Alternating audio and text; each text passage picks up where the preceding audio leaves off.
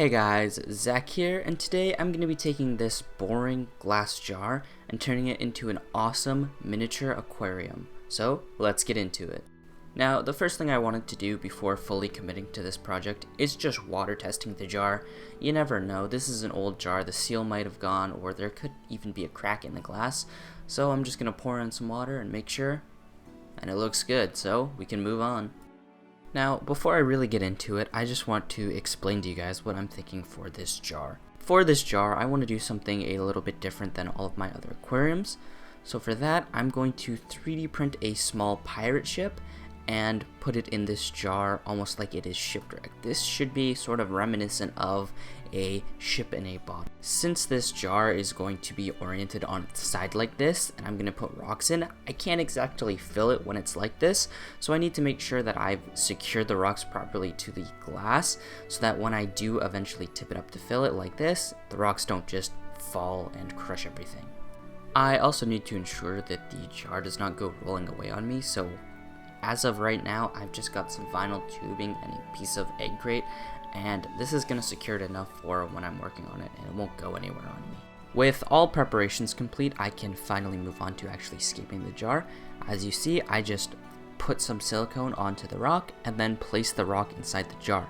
Now this is going to be a little tricky with each and every rock because my hand doesn't fully fit inside the jar, so I'm going to have to take my time and really be patient with this.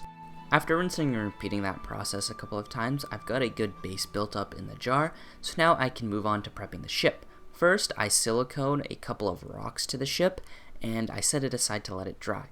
I'm going to do this outside the tank because it's easier to scape and get a good look to the ship and rocks than trying to do it all inside the tank.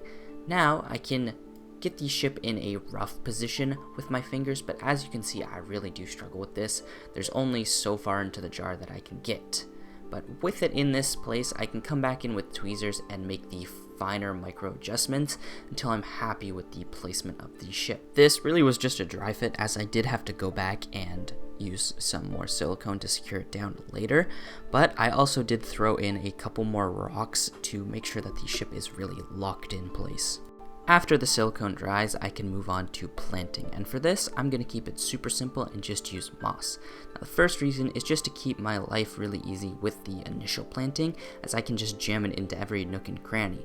Now, the second reason is that this will be able to keep fairly low maintenance on this jar, as cutting the moss is all it really requires, and it doesn't need too much light. With the moss planted, I can turn the jar vertically, and I just give it a quick shake to make sure that nothing's obviously going to fall out. And since nothing did, I'm going to start filling up the jar.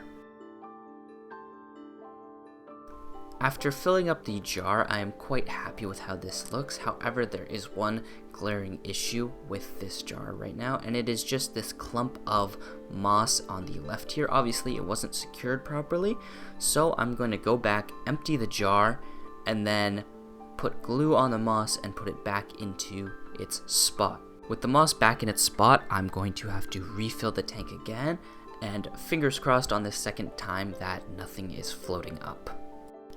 With the jar filled, I'm super happy to see that nothing's floating and it is looking really good.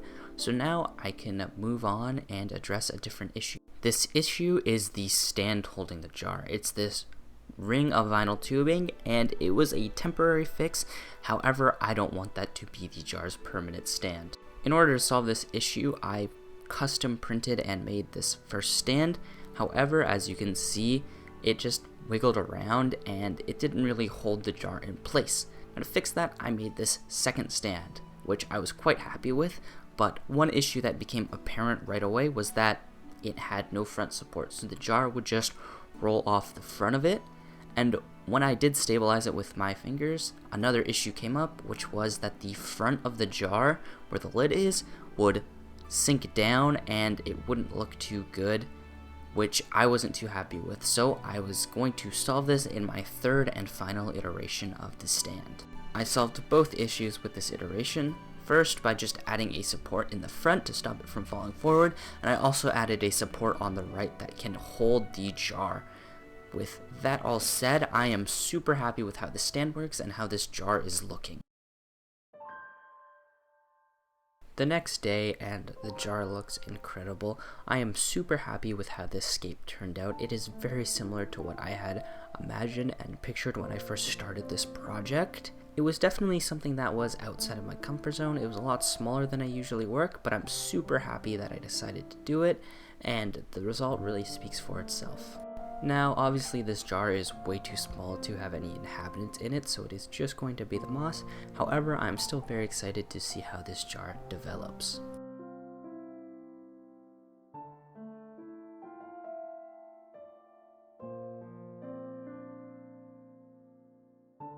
So guys, that is everything for this video. Thank you guys so much for watching. If you have enjoyed, please consider subscribing, and I will see you guys next time. Peace.